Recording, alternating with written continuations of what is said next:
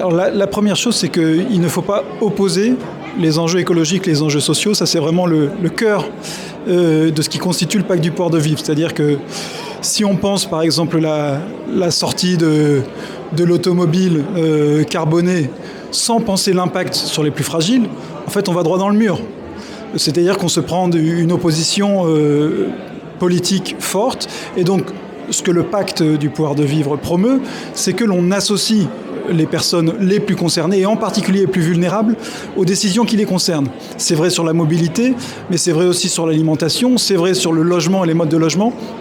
Et donc le pacte du pouvoir de vivre, en fait, c'est cette alliance entre des associations, des syndicats environnementaux, d'approche sociale, d'éducation populaire, qui justement mettent leur savoir-faire en commun pour une forme d'approfondissement démocratique et penser des propositions qui articulent bien cette justice sociale et le défi écologique.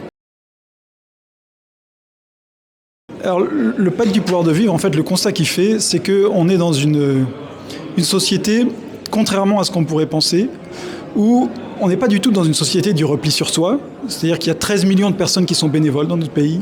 Il y a 9 millions de personnes qui sont aidants. Il y a 600 000 personnes qui sont élus. Et les élus, c'est pas que des gens, comme certains peuvent le penser, qui cherchent à y trouver du pouvoir ou du plaisir pour eux-mêmes. La plupart des élus, c'est des gens qui sont dévoués à l'intérêt général. Donc on a une bonne partie de nos concitoyens, en réalité, qui sont au service de l'autre ou de l'intérêt général. L'école du pouvoir de vivre, le pari qu'elle fait, c'est qu'il ne suffit pas d'être engagé, il faut aussi s'engager politiquement, c'est-à-dire sur un projet commun. Et ce projet commun, ça passe par une formation qui n'est pas descendante, avec que des savoirs qui seraient assénés par des sachants, mais une formation qui regarde à la fois les enjeux démocratiques, les enjeux de lutte contre la pauvreté, les enjeux alimentaires, les enjeux syndicaux, de monde du travail.